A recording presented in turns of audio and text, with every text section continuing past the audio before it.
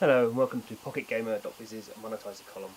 This is where we video the first 5 minutes or so of a free-to-play game and just have a look at the initial user interface experience and the different kind of monetization techniques that developers are using. So the game we're looking at today is Boom Tanks from Codemasters, so well known for its rally games. Not done a lot of mobile stuff recently, but obviously branching out more into the area. So let's start our stopwatch.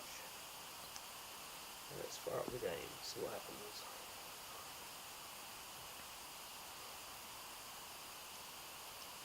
Not much.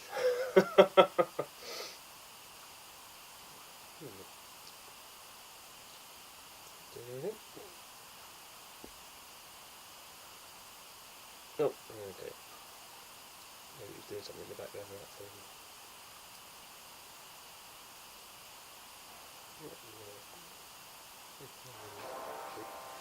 Okay, audio, it's all happening. Finally. So it looks like we're going to go through a bit of a tutorial type thing. We'll be involving playing for tank. And then Abrams, so that's helpful.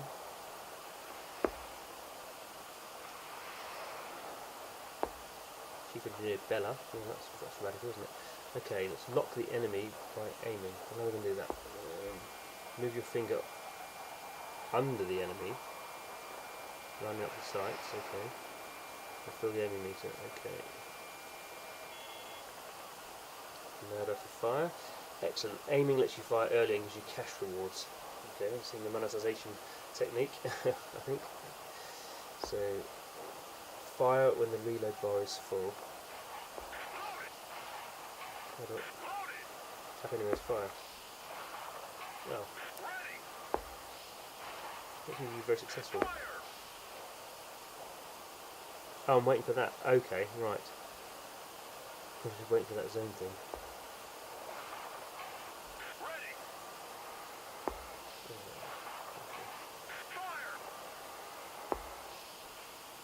So we've got a bit of rhythm action going on.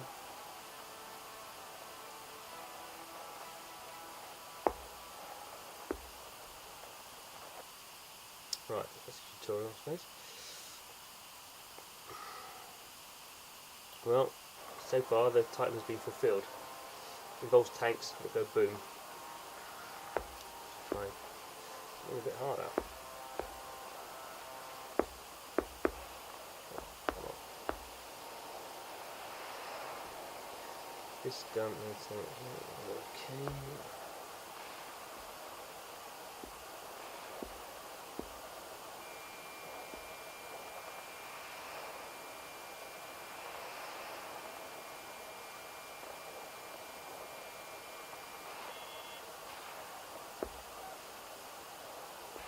Right.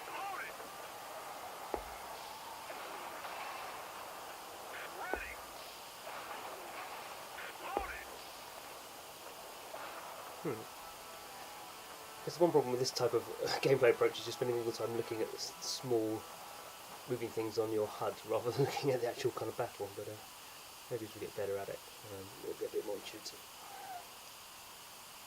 The thing, obviously, in this point we're not actually controlling our tanks, we're just controlling the turrets, so that needs to be a bit different. Okay, oh, that's interesting.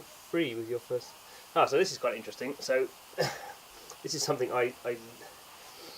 we don't see very much of, but I think we're going to see a lot more of. So, obviously we've done the tutorials, that's quite nice, so at least get an idea of what the game's about. And now I'm being offered a VIP tank with camo and a paint job, and it's limited by time, so okay, I don't need to do it right now. It's got like an hour. Saying the usual price is 20 gold things. Doesn't it say how much it is? No, it doesn't. Let's view the store. It's free elite tank. Oh, free elite tank with any purchase. Okay, right. So this is something in the kind of monetizer we've come up with some kind of metrics of to try and kind of rank some of these games, and one of the ones we look at is the amount of time it takes for a game to get us into the store and try and get us to buy something. And actually, perhaps surprisingly, a lot of games don't do this. I mean, very few, a handful have done this. So Kabam's Fast and Furious 6 is one example that does exactly this kind of thing. As soon as you play the tutorial, it tries to get you to buy a car. So from that point of view, I would say this is, I think Boomtax is going to rank very highly in our monetizer. We'll have to check out the article on PocketGamer.biz to see exactly what we say. So I'm not actually going to buy anything at the moment, but we can have a quick look to see. So we traditional. So our cheapest, this is £1.49, is the smallest in-app purchase. £1.49 is $1.99. So we're starting to see, again, something we look at is this, what we call our currency discount ratio. So this, how many kind of units in this case, how much gold we get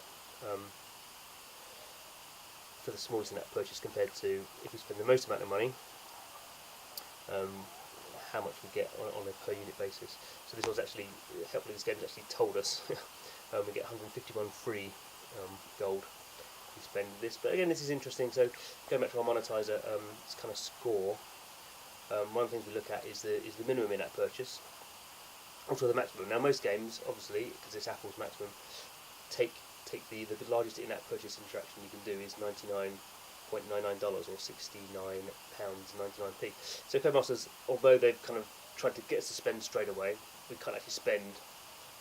I mean, that's a third of what most games will get you to spend. So those two things will balance off in our calculation. So that's the hard currency. We can also, looks like we've got a soft currency, cash. Oh, and that one is $99.99. Okay, so I think this game is going to score fairly highly on our monetization metric. So we've got gold and cash, two hard currencies. We can order. We get some free gold by doing some probably incentivized videos. It tends to be a popular thing at the moment. Okay, no, so we've got the entire Tapjoy offer wall here. Yeah, Tapjoy there. So this used to be pretty popular, say 18 months, a year ago. Not seen so much now, probably because Apple has tended to stamp down on it. You see more on Android. But for these things, I mean, these are quite hardcore offer walls in the sense that we're entering competition to win a trip to Disneyland Paris, or we're ordering a O2 SIM card for a mobile phone.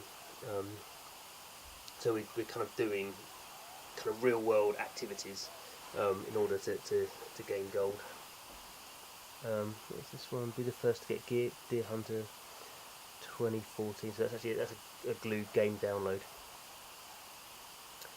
But to get any decent amounts of gold, I mean 22 gold isn't very much. So if I subscribe to Evo, a car magazine, for 12 issues for that's almost £50, I get 22 gold. It seems a very good deal, unless I obviously wanted to subscribe to Evo beforehand. Come on. Okay. So I've had a quick look at the store. Let's see what else the game's going to give us. The armed dealer has the best tanks. Choose your tank here. Okay. So again, this is something I think is a very good move. I mean, partly I'd like to see this before I get thrown into the store. So the game's given me $15,000 or whatever these things are to buy a tank. And I think that's kind of better than just giving you a default tank to begin with, to give you some sort of option, and then you can be taken a bit more fluidly into a store environment. So it's well known in retailing. I can never get it to say right. Reciprocity. No, I'm going to get it right. Let's have a look. I've got my book.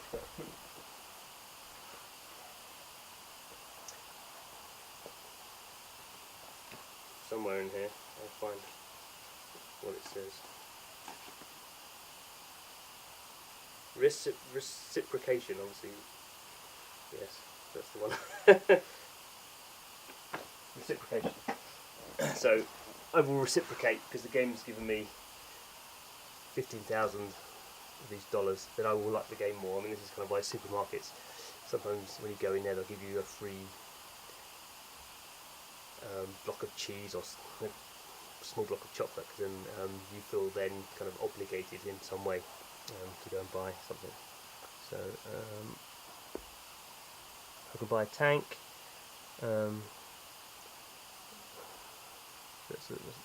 Okay, see my tanks here. Good old British tank. Yeah. Oh, that is good old British, isn't it? American. M103. So these ones are locked. How are they? Oh no, they're not. So okay, so we've got different. So these are the C1. How many is that? That's 6, 5 in the C1 class, and C2 class, and C3 they're locked. And then these are actually, these classes will presumably come in updates to the game. So I've got a British tank, 2 American tanks, a German tank, and a Russian made, but this is a, what flag is that? Eastern European anyway. Okay, so let's go with the good old fashioned British tank. Buy this tank. There we go. Classic camouflage selection. Okay, or so I haven't got any gold. I haven't got any. I've spent all my money. So I could get this camo job. One-time offer. And I get I get a bonus 150 for every battle I use it in. Again, this is something very similar that the Kebab uses in Fast and Furious 6, where the camo, not the camo job, but the paint job on your car. The better the paint job, the more kind of currency you earn during each race. At the moment, I won't do this, so I'll just go for the tank. Get delivered free. Again, this is something CSR Racing popularised. When you buy a vehicle, if it's you might have to wait some time for it to arrive. If you're upgrading parts, if they're import parts, you might have to wait some time for them to arrive or spend currency to get them. Obviously, this is the start of the game. There's no point in it trying to make us wait for our tank to arrive. So there we go. Yeah. So this looks very influenced by kind of the CSR Racing, Fast and Furious 6 type games. Which I guess, I mean, this is okay with shooting things rather than racing things, but it's a vehicle collection game. As we can see here, upgrades. So actually we're going to have the so upgrade the attack, defense, aiming, reload. That's just on the gun. We've got ammo, armor, tech.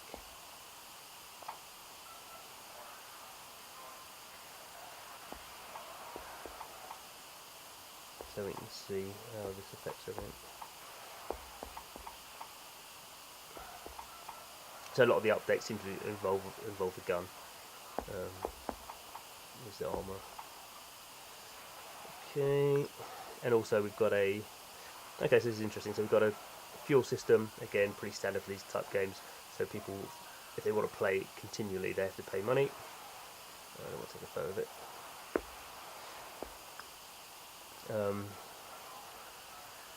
And also this VIP thing, that's interesting.